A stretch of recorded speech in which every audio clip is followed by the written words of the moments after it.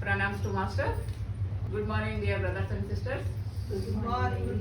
ఇప్పుడు ఇక్కడ మనం సహజ మార్గ సాధన పద్ధతులలో మనం చిన్న క్వశ్చన్స్ ఆన్సర్ సెషన్ పెట్టుకుందాము. చెప్పడానికి రెడీగా ఉన్నారా మీరందరూ? ఫస్ట్ మన ఆది గురువు పేరు చెప్పండి. శ్రీరామచంద్ర. ఆయన మామూలుగా ముద్దు పేరుగా ఆయన ఏ ఇయర్ లో జన్మదినము అండ్ మహాసమాధి కూడా చెప్పగలుగుతారా?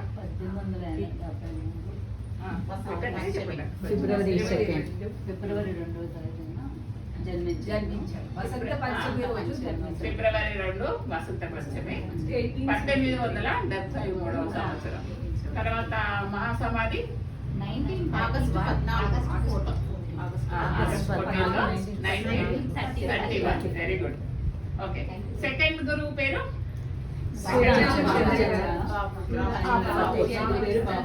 ఆయన పేరు కూడా రామచంద్ర అనే, కానీ ముద్దు పేరు చూస్తున్నాం. ఆయన మన సంస్థను ఏం చేసాం? వ్యవస్థాపకులు. సంస్థను నిర్మించారు ఆయననే వ్యవస్థాపకులు కదా. ఆయన పుట్టిన తేదీ 1899 ఏప్రిల్ 30 1899. మహాసమాధి అయింది 19 ఏప్రిల్ 1983. తర్వాత థర్డ్ గురువు పేరు రాజగోపాలాచారి, ముద్దుగా పిలిచే పేరు. పుట్టిన తేదీ 24 జూలై 1926.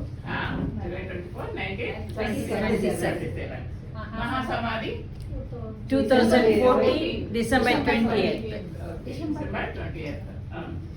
తర్వాత ఇప్పుడు ప్రస్తుతానికి ఉన్న సజీవ గురువు పేరు కమలేష్ పటేల్. ఇంకా ముద్దుగా ఏం పిలుస్తున్నాం? రాజీ అంటే మీనింగ్ ఏంటి? బాబాయ్. ఓకే. ఈయన జన్మదినం అందరికీ తెలుసు, చెప్పండి. 28 సెప్టెంబర్ 1956. నేను మళ్ళీ రిపీట్ అంటే వినపడ్డా. సహజ మార్గ సాధన పద్ధతిలో ముఖ్యమైన 3 అంశాల గురించి చెప్పండి. ధ్యానము,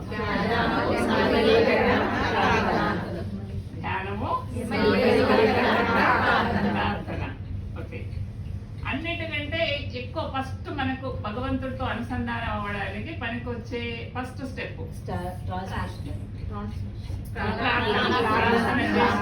ప్రాణాయామ శక్తి మనం ప్రసరించాలి అన్నప్పుడు ప్రార్థన చేసి మనము ధ్యానానికి కూర్చుంటాం కదా. తర్వాత ఎవరైనా ప్రార్థన తెలుగులో ఒకరు ఇంగ్లీష్ లో చెప్పండి. తెలుగులో లేచి చెప్పు. బాగుంది. ఓ మాస్టర్, మానవ జీవితమునకు యథార్థ లక్ష్యము నీవే. మేమింకను కోరికలకు బానిసలమై ఉండుట మా ప్రగతికి ప్రతిబంధకమై ఉన్నది.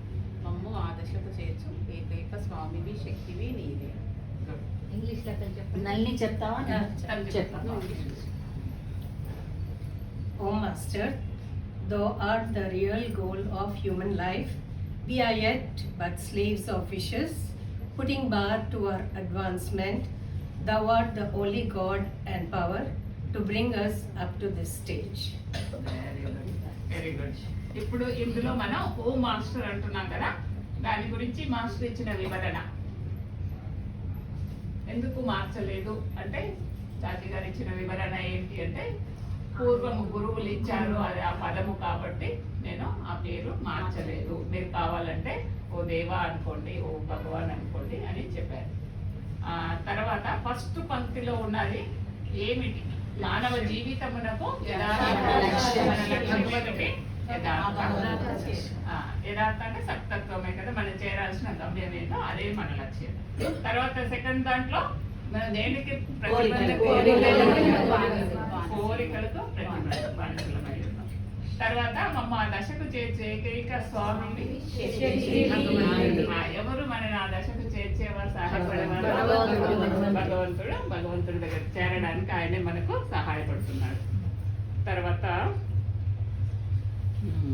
అభ్యాసికి గల తేడా ఇద్దరి మధ్యలో ఏమిటి తేడా? వైఖరి, భక్తి, శ్రద్ధ, విశ్వాసములోనే తేడా ఉంది, కానీ మిగతా ఏ తేడాలు లేవు. వారి లోపల ఇన్నర్ భక్తి, శ్రద్ధ, విశ్వాసాలలో తేడా ఉంది. తర్వాత భగవంతుడిని మనం ఏం కోరుకునే హక్కు ఉంది మనకి. కనీస అవసరాలు తీర్చమని కోరే హక్కు ఉంది. కానీ ఏది దేనికి హక్కు లేదు మనకు? కోరికలను తీర్చమని అడిగే హక్కు మనకు లేదు. తర్వాత ప్రార్థనని ఎలా చెయ్యాలి? ఏ వైఖరితో చేయాలి? మనం హృదయపూర్వకంతో చేయాలి. ప్రార్థన మనం ఎప్పుడెప్పుడు చేస్తున్నాము? పొద్దున ధ్యానానికి ముందు చేస్తాము, ఒక్కసారి మాత్రమే చెప్తాం కదా, జపం లాగా చేయం కదా. తర్వాత రాత్రి నిద్రపోయేటప్పుడు 2 సార్లు చెప్పి, తర్వాత 2 సార్లు చెప్పి ఏం చేస్తాం? ధ్యానం చేసి నిద్రలోకి, అదే ధ్యాసలో నుంచి నిద్రలోకి వెళ్తాం. దాని వల్ల మనకి ఏంటి బెనిఫిట్? మార్నింగ్ వరకు ఆయనతో అనుసంధానమై మార్నింగ్ ప్రయోజనం. మార్నింగ్ ప్రార్థన చెప్పి ధ్యానానికి కూర్చున్నప్పుడు ఏంటి ప్రయోజనం? ధ్యానమే నిద్రనే యోగ నిద్ర. అది రాత్రి మార్నింగ్ ప్రేయర్ చేసేటప్పుడు ప్రార్థన చెప్పగానే వచ్చే ప్రయోజనం, అవ్వడానికి అది మనసు ప్రాణావతి శక్తి ద్వారా రావడం కోసం అది పనిచేస్తుంది. పొద్దున్న ప్రేయర్ చెప్పినప్పుడు. రాత్రి చెప్పేది ఇప్పుడు యోగ నిద్రగా మారుతుంది. ఎందుకంటే భగవంతుడి ధ్యాసలో నిద్రలోకి వెళ్తున్నాం కాబట్టి అది యోగ నిద్రగా మారుతుంది. అందుకు మనం రాత్రి పగలు 2, పొద్దున్న పగలు చేసాం, రాత్రి చేసాం. మళ్ళీ నివురు కప్పిన నిప్పులాగా అది ఊదగానే మళ్ళీ ఆధ్యాత్మిక భావజాలం మనలో ఉత్పన్నమవుతుంది. అంటే నిరంతర స్మరణగా మారుతుంది. మార్నింగ్ ఫస్ట్ చేసే పని ప్రార్థనతోనే స్టార్ట్ చేస్తున్నాం రోజు, మళ్ళీ ప్రార్థనతోనే రోజునే ముగిస్తున్నాం. కాబట్టి అది నిరంతర స్మరణగా కనెక్టివిటీ ఉంటుంది అనమాట. ఇంకే పని మధ్యలో అంటే నువ్వు ఏ పని చేస్తున్నా కూడా దాని యొక్క నిరంతర స్మరణగా అది పనికొస్తుంది మనకు. తర్వాత లాలాజీ గారు ఇచ్చిన 3 కష్టాలు ఉండాలని చెప్పారు. కొంచెం ఆ కష్టాలు ఏంటో? ఓకే, ఇల్లత్, జిల్లత్, కిల్లత్. అది ఫస్ట్ లో గుర్తుపెట్టుకోవడం చాలా కష్టం ఉండదు. ఇల్లత్ అంటే ఏంటి? జిల్లత్, కిల్లత్ అంటే ఏంటి? కొద్దిగా అనారోగ్యం, ఆర్థిక చెప్పండి అందరు విమర్శ కూడా మనకు ఆర్థికంగా కొంచెం కొరత ఉన్నప్పుడే డబ్బు విలువ తెలుస్తుంది.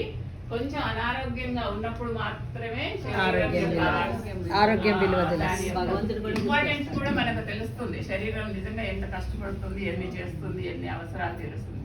అట్లాగే కొద్దిగా విమర్శ ఉన్నప్పుడు మాత్రమే, సద్విమర్శ ఉన్నప్పుడు మాత్రమే మనం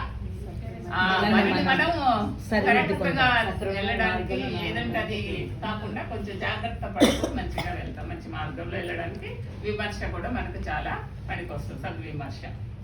తర్వాత యూనివర్సల్ ప్రేయర్ అంటాము. దాన్ని ఎప్పుడు చేస్తాము, ఎలా చేస్తాము, ఎందుకోసం చేస్తాము, దాని పేరు రాత్రి 9 గంటలకు చేస్తాం. విశ్వశాంతి కోసం చేస్తున్నాము. అప్పుడు దాంట్లో ఉండే ప్రయోజనం ఎవరు పొందుతున్నారు? మనం కూడా పొందుతున్నాం. అందరితో పాటు మనం కూడా ప్రయోజనం పొందుతున్నాం. ఫస్ట్ అందులో ఏం ప్రయోజనం ఉంది మనకు? వ్యక్తిగతంగా మనం అభివృద్ధి చెందుతాం. రెండవది చుట్టుపక్కల అభివృద్ధి చెందినప్పుడు మనకు మన పైన అసూయ స్వార్థాలు ఏవి ఉండకుండా ఉంటుంది. అందుకనే మన పూర్వ ఋషులు ఏమని కోరుకునేవారంట? నా చుట్టుపక్కల వాళ్ళైనా ఉన్నత స్థితిలోకి వెళ్ళనివని భగవంతుడిని ప్రార్థించేవారంట మన ఋషులు. అప్పుడు అదే మనకు మాస్టర్ గారు కూడా బోధిస్తూ ఉన్నారు, అంతే కదా. అందుకని మనం లేకపోయినా కూడా మన పక్కన వాళ్ళు ఎదిగారనుకో వారు మళ్ళీ చేయాలి. అందుకని విశ్వ ప్రార్థన అనేది దానికి పనికొస్తుంది. అందరూ మనము బాగున్నాము, వారందరూ కూడా బాగున్నప్పుడు మనకు బాగుంటుంది. సరే, ఎవరికైనా అనారోగ్యంగా ఉన్నప్పుడు మనం ఏం చేయాలి? మన కర్తవ్యం. మనం అంటే ఎవరైనా బాధలో ఉన్నా, ఎవరికైనా అనారోగ్యంగా ఉన్నా మనం వారి కోసం ప్రార్థన చేయడం మన కర్తవ్యం. ప్రార్థన చేయడం మన కర్తవ్యం అని మాస్టర్ చెప్పారు. మనం కూడా అది తూచా తప్పకుండా చేద్దాము, చెయ్యాలి. చేస్తే మనకు మంచిది. తర్వాత దైవానికి మరో పేరు, మరో రూపం ఎవరు? గురువే. గురువు దైవానికి మరో రూపం. ఓకే, ఇంకా thank you all. Thank you master. Shobha sister మంచి మంచి క్వశ్చన్ కండక్ట్ చేసినందుకు మంచి నాలెడ్జ్ ఇచ్చారు. Thank you. ఆ క్వశ్చన్ పేపర్ వాట్సాప్ లో పెట్టండి అక్క, మనకి గ్రూప్ లో